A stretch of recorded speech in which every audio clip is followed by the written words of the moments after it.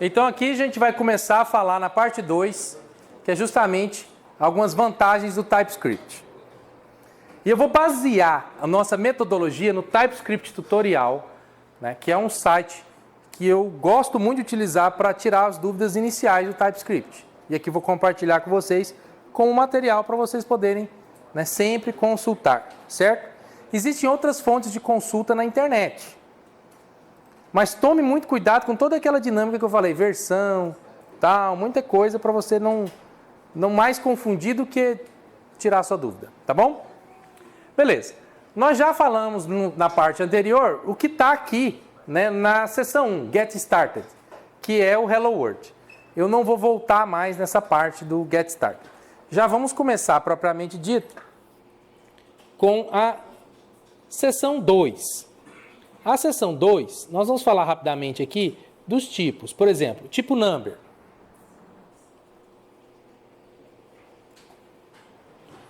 O tipo number do TypeScript é o tipo que vai permitir você guardar números, como o próprio nome diz. Esse tipo, nele, você pode colocar números decimais, números binários. Lembrando que aqui está sendo definido o número decimal, não números com casas decimais. Números decimais é aquele número que a gente usa normalmente, vai de 0 a 10. Certo? Então, para você escrever um número decimal, basta escrevê-lo. Certo? Do jeito que você já conhece. Se você quiser escrever um número em binário, você pode também escrever desde que comece com 0B. Certo? Ou 0B minúsculo ou 0B maiúsculo. Em octal, 0O. Hexadecimal, 0x. Certo? Inteiros muito grandes, o que é muito raro, né, você precisar, você vai ter que usar o que eles chamam de Big Int, né? E aí você vai ter que colocar uma anotação aqui, da forma como você quer. Mas isso aqui é mais quando você está trabalhando com pesquisa científica, eu acho. O basicão mesmo é o number. Que aí vai caber números inteiros, pontos flutuantes e tudo que você achar. Depois nós temos o tipo string. E que em TypeScript é escrito com letra minúscula. Né? Então tá aqui, let, first name, string. E aí você viu aqui que você pode usar tanto aspas duplas quanto aspas simples. Certo? Decisão sua. Eu gosto de decidir assim. Se o que eu estou escrevendo como valor tem aspas simples, tipo é um SQL. E aí vocês já aprenderam que lá no SQL, às vezes tem lá aspas simples no meio dele. Né? Então eu vou usar aspas duplas. Se o que eu estou escrevendo usa aspas duplas no meio dele, então eu vou usar aspas simples. Porque eu não preciso ficar fazendo escape na string, sabe? Escape na string, para quem não lembra, é o contrabarra. Escape na string. Porque se você usa aspas duplas e depois no meio da string usa outro aspas duplas, mas aí já é um valor, é óbvio que você tem que escapar. Você tem que colocar um contrabarra nisso. É ou não é? Porque senão ele vai pensar que você está fechando o texto.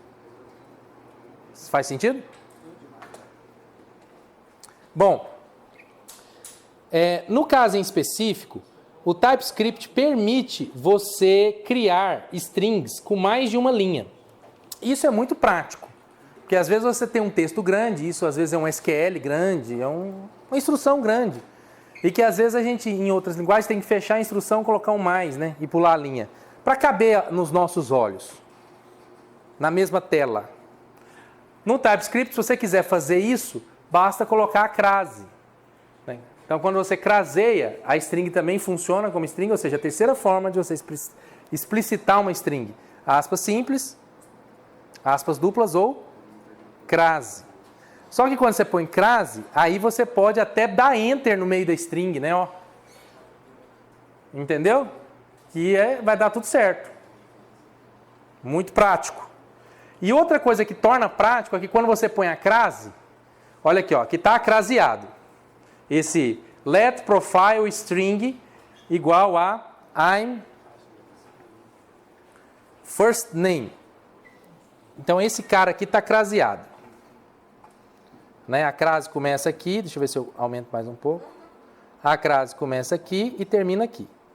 Observe que para colocar o first name funcionando, eu não preciso de concatenar. Basta eu colocar o cifrão, abre e fecha chave, e aqui eu pus a variável first name. Então, ele vai injetar o valor de first name aqui no meio desta string.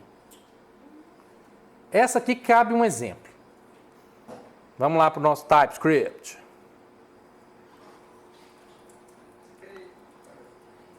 Exemplo, vou colocar de exemplo string.ts. Aí aqui eu vou colocar assim, ó, let nome, string, recebe Francisco. Esse é o típica declaração de variável com atribuição de valor. Ou seja, eu declarei uma variável chamada nome, do tipo string, já recebendo um valor Francisco. Beleza. E aí, se eu fizer console.log nome, não vai ter nada de novidade do que nós já fizemos. Certo? Agora, se eu faço console.log crase, assim. Nome, Isso aqui é um texto, isso não é uma variável. Aí eu coloco aqui, ó, cifrão, abre e fecha chave e põe nome, ele vai pegar o valor de nome e colocar aqui. Uma outra alternativa a isso seria fazer assim, que é uma forma que talvez você já conhece de outras linguagens. Você não usa a crase, usa a string simples, aqui você concatena e aqui você não põe mais isso. Ou seja, a forma da linha 3 é análoga à forma da linha 4. A diferença é que a forma da linha 4, ela está mais simples de ser mantida. Certo? Então, é um ganho que você tem a usar a crase também. Bom, aí eu sei que alguns de vocês aí, que quem está assistindo esse vídeo não viu a cara de muitos aqui da sala, né? Que parece que não concordou comigo com a simplicidade de ser mantido. Mas quando você tem muitas concatenações, fica muito difícil. Você abre e fecha, porque isso aqui você tem que manter o par, né? O abre e fecha aspas tem que estar sempre num par, porque senão vai ficar uma coisa que não... E até você achar o qual par não está aberto, depois você abriu e fechou várias vezes, porque são vários parâmetros, você está compondo uma instrução, você perde um tempo e dá dor de cabeça. Desse jeito aqui, você simplesmente injeta a variável no meio onde você precisa, sem ter que mexer no valor. Essa variável aqui, nome, pode ter vindo de um banco de dados, pode ter vindo da tela do usuário, pode ter vindo onde você quiser. Aqui eu estou pondo o nome aqui. Simples assim. E aqui ele poderia até ser criado com a crase, também, sem problema algum. Certo? Sem problema algum. E aí, porque está com crase, agora eu posso fazer assim. Então, esse é o nome. Certo? Vamos rodar isso para ver isso funcionando.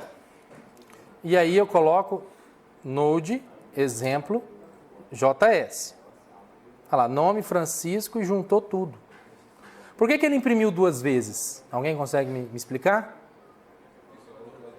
Porque eu coloquei para imprimir duas vezes. Uma do método mais tradicional, uma do método que o TypeScript permite. A colega perguntou se dá para abrir no browser. Não. Para abrir no browser eu preciso ligar um servidor e mais para frente, quando a gente já estiver no Angular, aí é outra aula, aí a gente liga isso no browser. Por enquanto, sem browser. Por enquanto, a gente está no console. Agora, para não ser um não tão não, eu poderia sim incorporar esse JavaScript no browser, em vez de rodar ele via TSC, igual eu estou fazendo no console, ver lá no console do browser. Também dá. Só que nesse estado de maturidade que nós estamos, é muito mais difícil do que usar no console, que está mais próximo de mim. Quando a gente estiver lá no Angular, aí o browser vai estar mais próximo da gente. O console já vai estar mais longe. Certo? E aí, para simplificar a nossa vida, vamos seguir desse jeito. Bom, agora vamos para o JavaScript que ele gerou, porque afinal de contas, aqui agora usamos recursos do TypeScript. No JavaScript que ele gera, aqui, ó. ele já sabe que aquela crase é para fazer o concat, ou concatenar, né? Percebeu? E ele já sabe, porque não tem um recurso de eu fazer múltiplas linhas lá, aqui no JavaScript, ele colocou os /n aqui no nome. Que é para pular linha, né? Certo? Então, nós programamos assim e ele gerou isso aqui para nós. Continuando.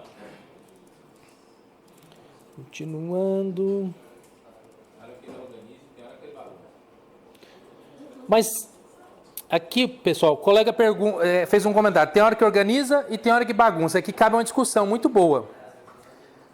Vamos definir organizar e bagunçar. Na minha definição, organizar não é diminuir linha ou aumentar linha. É facilitar a programação. Né? Eu reconheço lá em casa que organizar não é necessariamente diminuir meu espaço. Organizar não é diminuir minha sala, meu quarto, meu escritório. Organizar é criar até às vezes mais espaços, mas de tal forma que se eu precisar de usar determinada coisa que eu organizei, seja fácil de mexer. Então aqui, do jeito que está, para eu mexer, né, se eu fosse mexer no JavaScript, eu deveria lembrar sempre para um /n. Aqui ficou fácil, porque eu sei que é quebra de linha, meu visual gosta assim. Ficou mais palatável a mim para saber que ele vai imprimir Francisco, pula uma linha, desce pula outra linha. Ou não? Entendeu? Então, para mim, mesmo aqui tendo mais linhas, eu considero assim mais organizado. Entendeu? Porque parece que está mais à mão. Entendeu? Está mais fácil de pegar. Bom, mas é uma discussão interessante, porque aqui a gente está justamente saindo de um planeta que se chama JavaScript e temos que querer viajar para um planeta chamado TypeScript. E essa viagem gasta combustível. E na verdade ali, o que foi usado ali foi um enter lá, era um /n. Se você esquecer um aí... Exatamente. É isso. Bom, vamos continuar então. String já foi.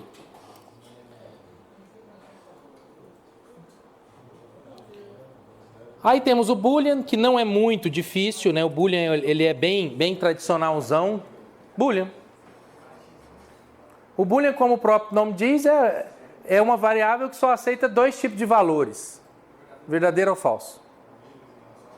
Professor, o LED, por que ele está sempre presente? Como é que é isso? A colega está perguntando a função do let. Qual é a função do let? Bom, boa pergunta. Let é você dizer que você está declarando uma variável. Quando você estava lá na linguagem, seja Java ou outra, onde o tipo vem antes, você omitia esse let já para o tipo. Você põe boolean, valor. Simples assim. Agora aqui você está dizendo let a variável. Eu estou dizendo, eu tenho uma variável. Que inclusive, olha só, por você, lembra que eu falei que você pode programar em JavaScript, no TypeScript sempre que quiser? Que inclusive você não precisa tipá-la. Se você colocar let pending, pronto. Criei uma variável. De que tipo? Qualquer tipo. A gente fez isso no nosso primeiro exemplo de TypeScript lá na parte 1, no outro vídeo. Eu criei a primeira função sem passar os valores para os números, tipos, para os N1 e N2. E deu certo. O TypeScript ele não te proíbe de fazer assim. Ele só diz, a partir do momento que primeiro te dá a possibilidade de você pôr um number, tipo um boolean, e a partir do momento que você põe, ele vai garantir que ninguém vai pôr algo diferente do que você quis. Mas se você não pôr, vai dar certo. Como se você passasse um parâmetro. Isso. Aí pode ser um parâmetro qualquer. O colega perguntou como se fosse uma passagem de parâmetro qualquer. Então esse let que vocês estão vendo é simplesmente a ação de eu dizer é a variável. No JavaScript era o var.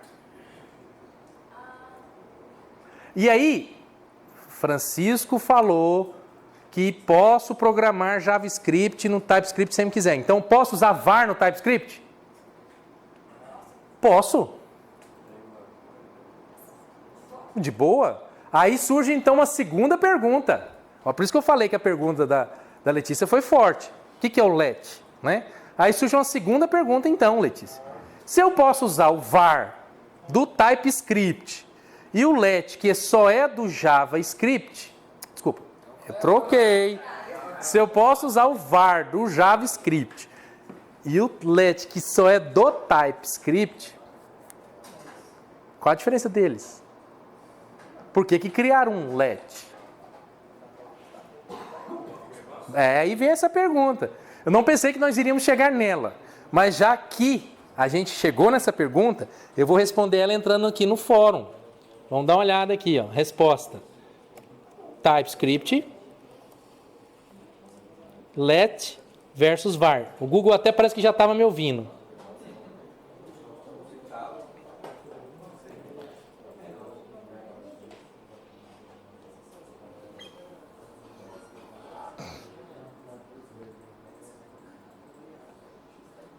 Então, no TypeScript eu posso rodar sem a necessidade de tipar a Sem. variável.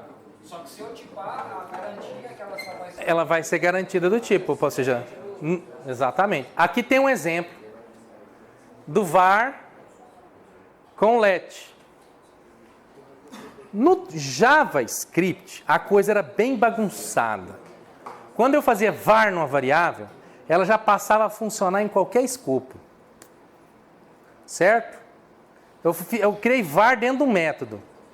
Fora dele já está funcionando também. Era, porque foi declarada essa variável, ela está na memória acessível.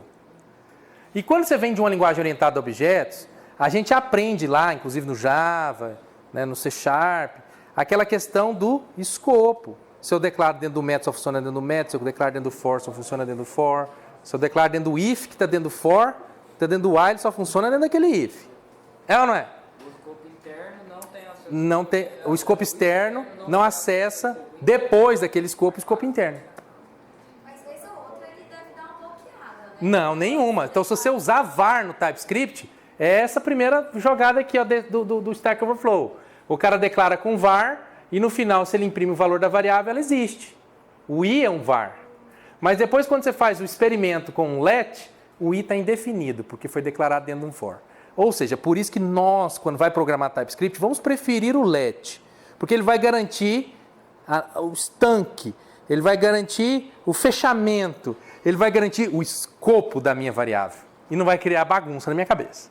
Mas lembra a regra 1 do TypeScript. Se você quiser programar JavaScript dentro do TypeScript, é só botar um var, ele aceita, ele vai aceitar sempre. Entendeu? Mas programador TypeScript nenhum vai gostar disso, porque já sabemos que não dá certo. Aqui a gente está fazendo essa comparação, porque sim, você pode pegar uma biblioteca lá em JavaScript e incorporar no seu projeto e vai funcionar. Tipo, sei lá, uma biblioteca que validava CPF, uma biblioteca que faz máscara num campo de calendário, entendeu? E pode ser que você vai ver esses vars lá.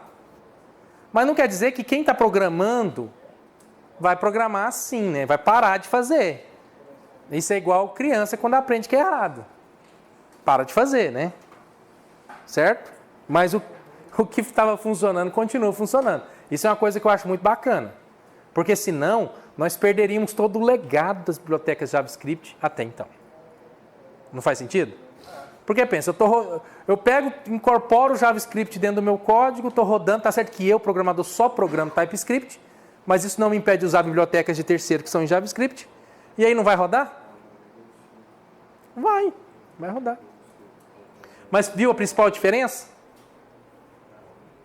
Então, por esse exemplo dado aí, a principal diferença então é a consolidação do escopo. Consolidação do escopo. Fazer funcionar de verdade. Porque veja bem, quando o criador do TypeScript começou a falar assim, vamos criar uma linguagem, ele tinha um propósito. Qual que era o propósito dele? Não era, eu quero agora poder, eu quero fazer a minha linguagem. Não. Quem criou o TypeScript? Quem criou o TypeScript foi também, para você ter uma ideia, o criador do C#. Foi também o criador do Delphi. Esse cara já tinha muita moral. Ele não precisava de ficar, vamos criar mais uma. Não. Ele veio ajudar a nós, meros desenvolvedores, a pôr ordem no caos que estava se tornando a programação web. Entendeu? Só isso. Então, ele não veio para falar assim, a minha linguagem faz assim. Não, tudo funciona. Mas vou criar de um jeito que se você programar só em TypeScript, você consegue viver melhor. E é por isso que tão rapidamente ele foi adotado. Como que, nossa, todo mundo topou? Porque você vê outras linguagens, tipo Lua, né? Tipo Dart, tipo, você vê que tem a galerinha, né? Vou adotar, não vou adotar, vou adotar, não vou adotar. Mas, de repente, todo mundo topou TypeScript. Tudo que era JavaScript foi para o TypeScript como se fosse um passo de mágica. Por quê?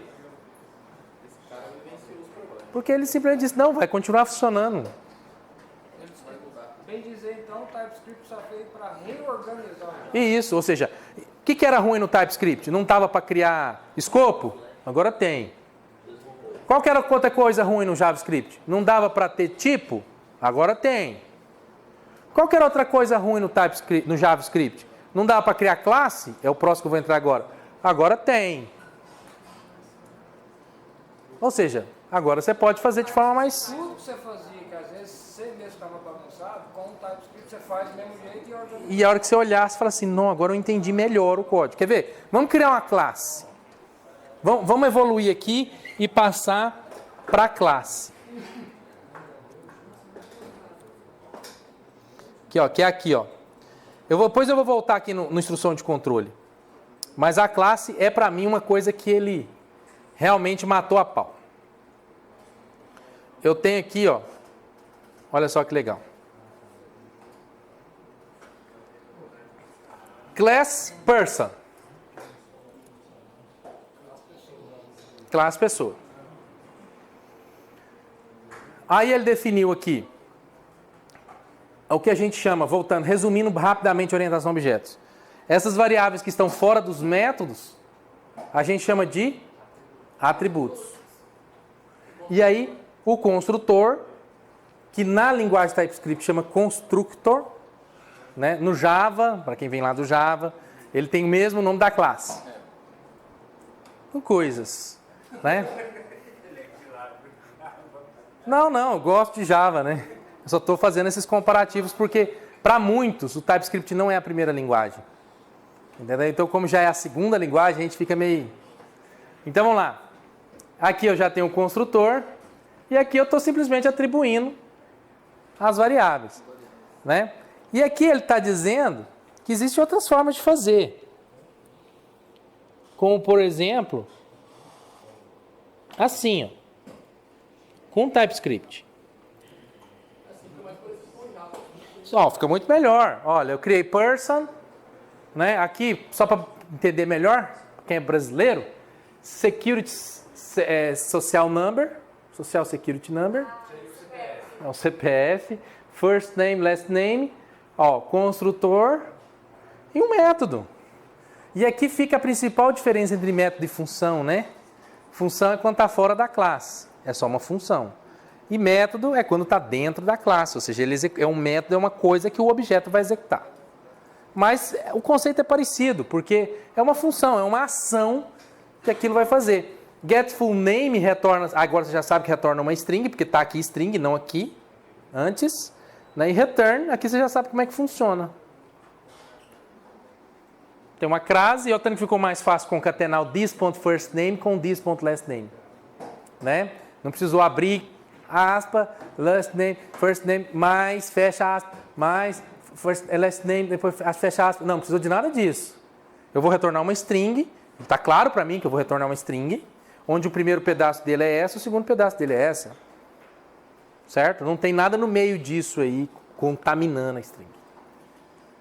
Bom, vamos criar essa classe, para nós exercitarmos a questão da classe e objeto no TypeScript. Então, o que eu vou fazer aqui? Ó? Class person. Vou simplesmente... Cadê? Exemplo classe.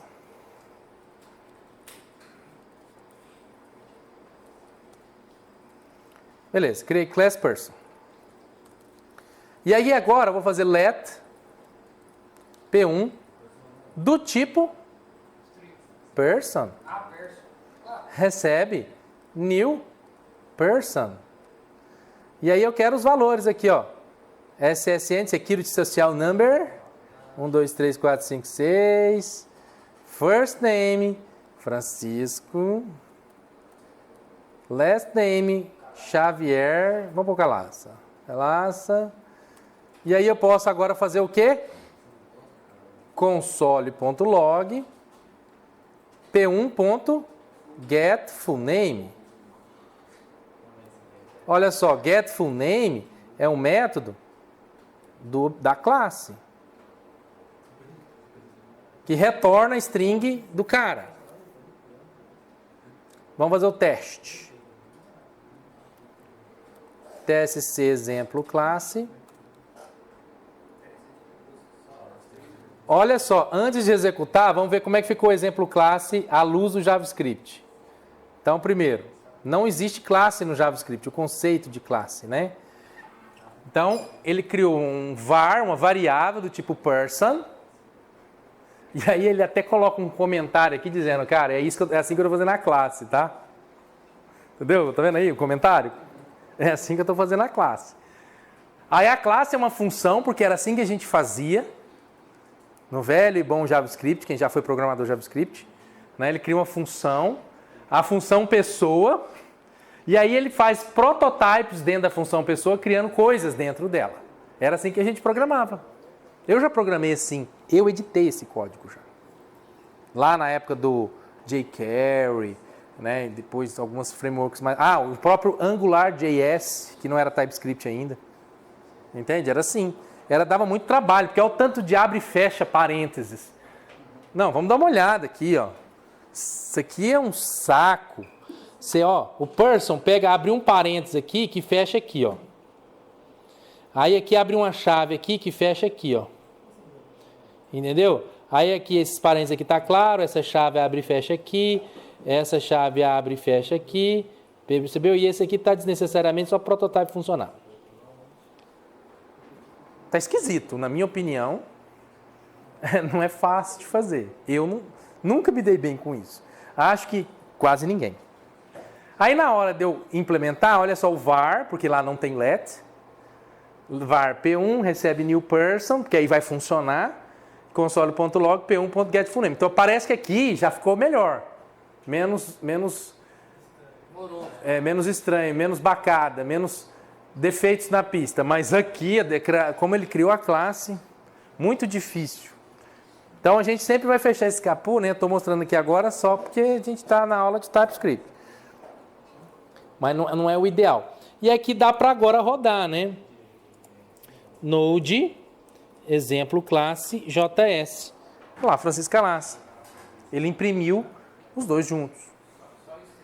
Só a string que eu queria, tal, belezinha. E aí o usuário, quando ele vai ver, né, ele vê isso aqui, ó. É muito mais elegante, mais simples. Agora voltando aqui para o if-else. If-else é rápido. Vocês estão acostumados o TypeScript não fez diferente. Olha lá, a instrução é if condition. A instrução é if condition else. Exatamente como você já fazia. O condition tem que sempre retornar o quê? Um booleano. Você tem que pôr lá alguma coisa que é booleana. Certo? Se for strings, não dá certo, né? Você tem que, então, se você quiser strings, você tem que comparar duas strings para que retorne uma função booleana, não é isso? Esse booleano, que pode ser verdadeiro ou falso, se for verdadeiro, executa o que está no if, se for falso, o que está no else. E o else é opcional. Né? Mas dependendo da condição que você vai botar no if, já mata. Exatamente. Se você quiser, põe um else, senão não põe. Mas o if é assim. Igualzinho. O for também não tem muito o que mexer. Porque... detalhe, por que eu estou pulando? Porque aqui ele fala, ó, a introdução a TypeScript, aí o for, e aí algumas das sintaxes aqui já vem com os exemplos embaixo. Então, já estou indo no exemplo para facilitar. Então, aqui está um exemplo de for. A gente aprendeu isso já com o Java, né, que é criar a variável de iteração dentro do for, né? Então, let i quer dizer, já está criando a variável. Ela vai iterar enquanto o do meio, né, no caso i menor que 10, e depois i mais mais. Incrementa. E aí vai executando. Nesse caso aqui, ele vai imprimir números que vão do 0 até o 9. Por que 9? Porque é menor que 10, né? Menor que 10 não é 10, é 9. Em ordem crescente. Isso, porque é mais, começa do 0. Eu tenho o switch case. Então, o switch case é o switch case do Java, que na verdade é o switch case do C. Para quem está acostumado com isso. Tá lá, switch, no caso o valor, e aí os cases. É tão interessante que até o break segue o mesmo caminho. Se eu não pôr o break, o que acontece? Não. Ele continua a partir dali. Entendeu? A ação do break é sair dali. Da onde ele parou. Se você não põe, ele continua a partir dali. Então, sem o break aqui, vamos supor, tem o btn delete. É a opção do meio, né? É ou não é? Então, se não tiver o break, se não tiver esse break aqui, ele vai imprimir delete e new, que continua a partir daqui. Ele entra aqui, não aqui, porque não é update, é delete. Então, ele entra aqui e continua a partir daqui. Então, você põe o break para ele sair daqui. Só para isso serve. Porque às vezes você quer que ele continue. Né? Você que é o programador, cara, não sou eu. Só estou dizendo porque serve. Né? Quase sempre você quer que saia. Mas teve um caso na minha vida que eu não quis que saísse, que eu queria que entrava e continuava. Aí foi a primeira vez que eu vi a razão de ser assim. Daria para fazer uma condição também? Sim, tudo que é switch pode virar if, tudo que é if pode virar switch. Simples assim. Então, Porque às vezes se você não põe o break, mas você vai condiciona, que vai começar sim. ou vai partir daquele. Mas a sintaxe é igual TV, né? Aspirador de pó, air fryer. É melhor você usar o melhor para o momento. Na ausência de um liquidificador, você pode usar um processador de alimentos. Na ausência de um eletrodoméstico, às vezes um outro substitui. Na ausência de fogão, às vezes o micro-ondas substitui. Na ausência do micro-ondas, o fogão, um forno. É ou não é? Na ausência de um aspirador de pó, um pano. Na ausência de uma TV, um rádio, um computador. Mas, assim, existe sempre a coisa mais apropriada, né? É ou não é? Então, para várias saídas, o melhor é o switch. Tem como fazer diferente? Ixi, podemos passar aqui discutindo a aula inteira sobre como fazer sem usar o if. Entendeu? Mas o melhor eu tenho várias condições switch. Bom, o while também não tem o que falar, né? Sintaxe é igualzinha do Java, do C Sharp, da galera aí que já programa assim. O while enquanto for verdadeiro. Por isso que eu falei, esse tipo de sintaxe a gente aprende fazendo mesmo, não tem muito o que ficar passando página, né? Você você tem que notar a necessidade, lembrar da sintaxe e usar. E aí de tanto usar, a sintaxe entra na sua cabeça.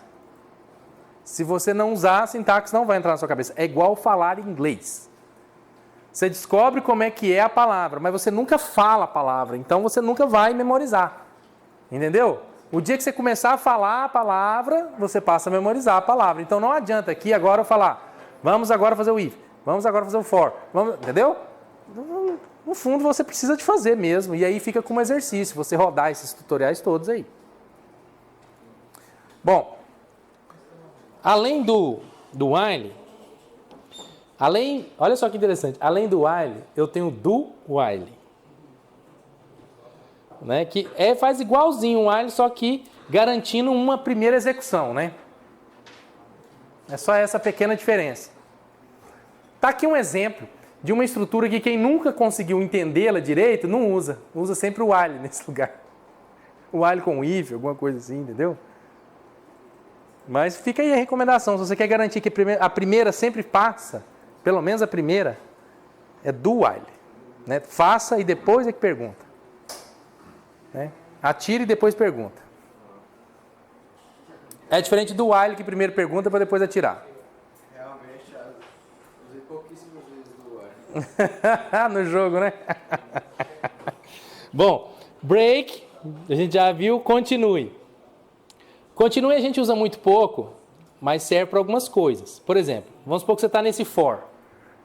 O for, você já sabe que ele vai do 0 até o 8. Ele vai até o 8. E aí, se o índice, que é o valor da variável, que é o nome da variável, desculpa, o resto dela, por que eu sei que é resto? Porque é percentual. Então, tá vendo? Quando você vem lá do C, do Java, as coisas é igual. Então, se o resto dessa variável por 2 for 0, né? Não existir, ou seja, então, na verdade, ela é par? Opa, ela é ímpar? Ela é ímpar. Então, se ela for ímpar, ela continua. Continua é diferente do break. O break sairia do for. Parava. Né? O continue é como se para aqui, volta lá e continua a interação a partir daqui. Ou seja, não faz o resto. Então, nesse caso aqui, ele está falando que vai pular os ímpares. Ele vai executar. Quando cai ali, ele continua executando e... Isso, e pulando os ímpares. Entendeu? Então vamos supor, onde é que eu costumo usar o continue na vida real? Porque isso aqui é um exemplo que você nunca vai ver na vida real. Né? Vamos cá entre nós. Eu nunca parei na vida real para vou fazer um que pula. Não. Na vida real é assim, ó.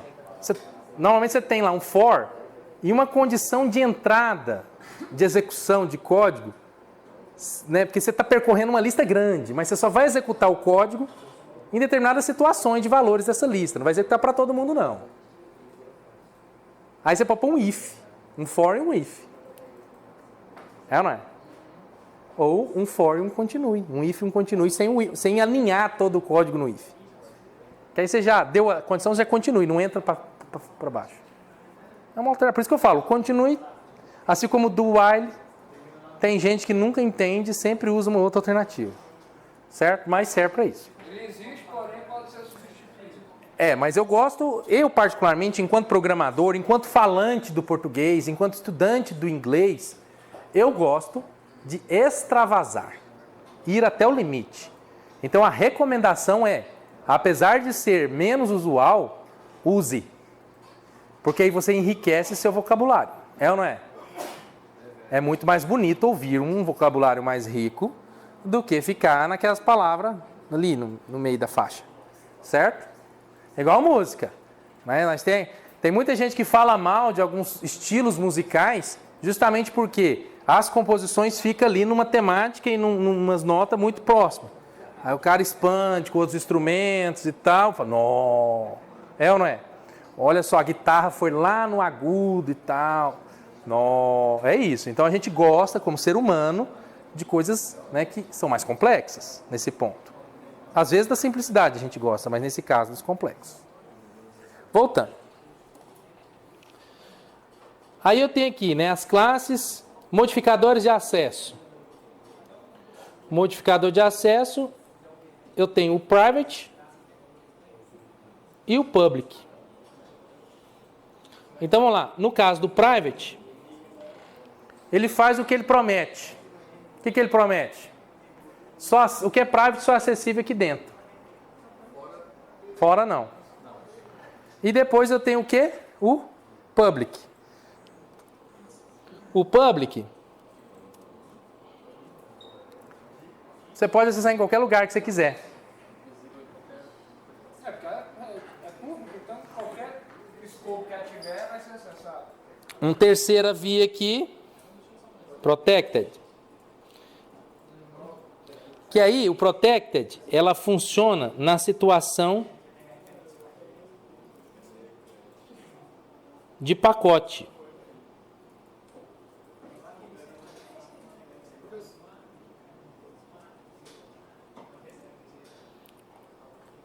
Aqui, ó. O protected, ele permite o uso, na verdade, dentro da hierarquia de classe e subclasse. Análogo à questão do protected do Java. Isso. Quando você tem a questão de herança. Mas ele precisa estender. Para você... Usar ela tem que estender. Sim. E aí a herança, basicamente, funciona assim, ó. Extends. Certo? Class employee extends person. Pronto. Classe empregado, assistente, pessoa. Pode repetir essa classe. Pois é, aí o protected, então eu vou voltar para protected. Vamos lá. Você tem um método ou uma função que está declarada como protected in person. Então você pode usá-la em employee porque era o do. Simples assim. Mesmo ela estando longe, em outro pacote, outra pasta, outro lugar. Você pode usar, é protected. É nesse sentido aí. Construtor da herança, basicamente você pode usar lá, igual no Java, o super. O super vai chamar lá o construtor da classe pai. Herança, né? Polimorfismo. Getters e setters.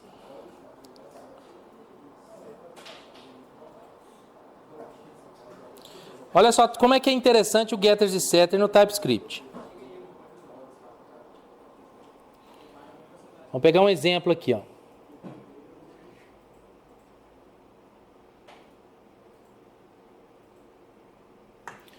Vamos supor que você fez aqui, ó. Let person recebe new person. Aí você fez person.age recebe 10. Nesse momento aqui, ele não vai pôr 10 no valor da variável age. Ele vai chamar o setAge. Interessante, né? Esse aqui cabe um experimento aqui para a gente fazer. Olha só. Esse aqui é uma coisa muito interessante que o tal de outras linguagens mais antigas não tem. Então aqui vamos criar uma variável. Pode ser aqui, ó. Cadê o nosso código? Aqui. Só mais esse exemplo aqui. Vamos supor... Exemplo classe. Aí aqui eu vou colocar um underline aqui, e um underline aqui.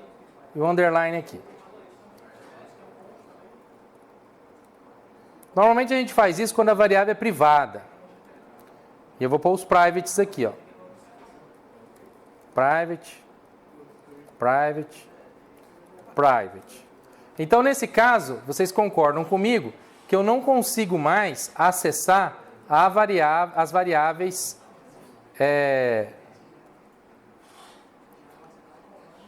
first name, last name, SSN de fora. Certo? Não vou conseguir fazer isso mais. Aí, vamos colocar uma regra aqui, né? Que é o set name. Igual ele fez aqui, ó. Vamos criar uma idade, né? Um número, porque fica mais fácil de validar. Vou pôr uma idade aqui que... A idade fica mais fácil de validar, porque eu posso colocar, por exemplo, um número qualquer aqui. Set age. E aqui vamos receber a idade, né? age do tipo number, certo? E aí a gente vai fazer aqui uma comparação, né, que a idade não pode ser menor que 0 e nem maior que 200. Não se conhece quem viveu mais que 200. Né? Vou colocar the age aqui para não mexer ali no...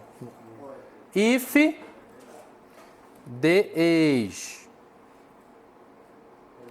é menor que 0 ou the age maior que 200, eu vou imprimir console.log idade inválida. Se não, this.age recebe the age. Essa é a parte que eu acho interessante, porque aqui eu criei um set age. Mas para quem vai usar de fora aqui, ó, ele vai fazer p1.age recebe 10. Muito prático, não precisa fazer set age, p1.age. E o set age é implícito. Quer ver? Vamos fazer um teste aqui com menos 1. Né? Menos 1 é certeza vai dar errado. Então vamos lá. TSC.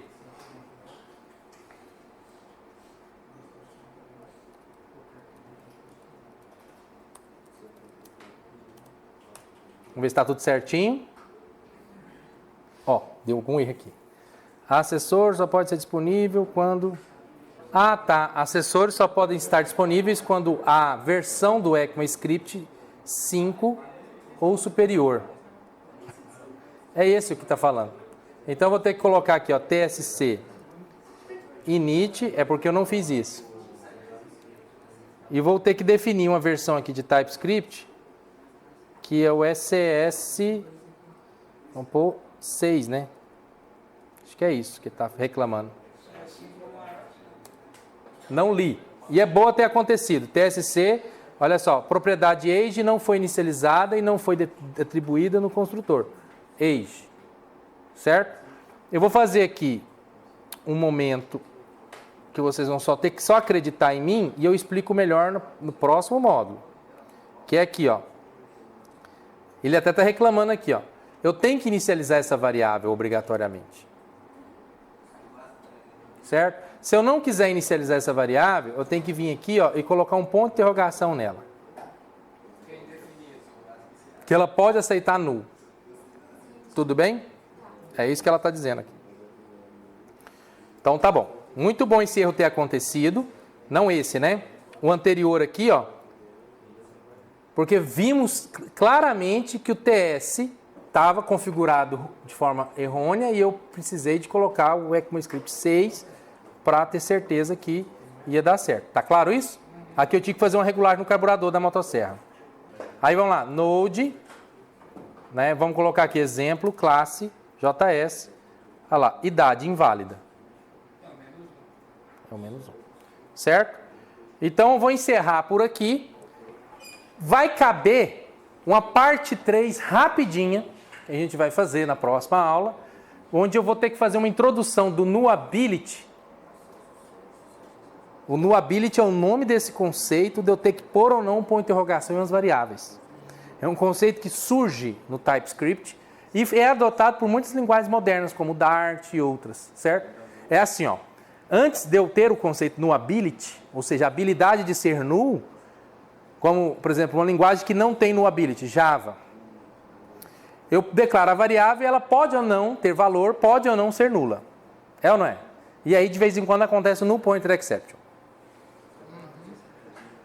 Quando a linguagem tem um conceito de Nullability, eu não posso não colocar valor nela. Entendeu? Eu tenho que dizer, ó, eu estou aceitando que ela não receba valores. Só por causa disso. Uma outra forma de eu ter sanado esse problema, você fala assim, mas professor, o exemplo que você se baseou lá na internet não tinha. Era eu instanciar ela no construtor. Eu posso tirar o Nullability ali, o ponto de interrogação, e instanciá-la no construtor. Como eu não instanciei, eu coloquei ela depois, por isso que deu esse problema. Entendeu? E aí eu estou falando isso porque na hora que eu fui compilar esse código, transpilar esse código, eu tive 2 problemas. Um foi a versão do ECMA, depois nós acertamos, e o segundo problema foi a a nullability da age agindo, certo? Eu vou deixar desse jeito, que vocês podem depois praticar, ou eu tiro aqui e coloco também aqui, ó, age do tipo number, e aí eu inicializo ela aqui, ó, this.age recebe age. Encerra também. Certo? Obviamente eu tenho que passar a idade aqui do cara, né? Tudo bem? Então assim, nós encerramos essa parte 2. Cabe ainda uma parte 3 pequenininha, antes da gente entrar de fato no Angular. Mas como atividade, eu gostaria que vocês refizessem esses exemplos. Eu vou deixá-los naquele repositório. E depois eu gostaria que vocês acessassem o site do TypeScript Tutorial, né, e fizessem paulatinamente cada um dos exemplos que ele coloca lá, apenas para praticar a sintaxe, certo? Porque no fundo, programar mesmo é usar aquilo ali, certo? É um comparativo que eu faço com o kit de ferramenta que eu comprei para mexer no motor do Tobata. Você compra lá aquele monte de chave cachimbo, chave catraque, chave disso, chave aqui, e você não vai usar todas. Não de uma vez. É ou não é? Tem que ter em mente que tem. Então, para isso, você dá uma visão geral em todas elas, para a hora que precisar você lembrar que tem lá na caixa de ferramenta. É ou não é? É a mesma coisa. Você não precisa ficar também usando todas todo momento, mas tem que saber que tem e saber como usa. Para a hora que você vê o parafuso lá, você sabe que tem uma ferramenta que desmonta. Faz sentido? Então, esse é o exercício. Beleza? Então, até a próxima.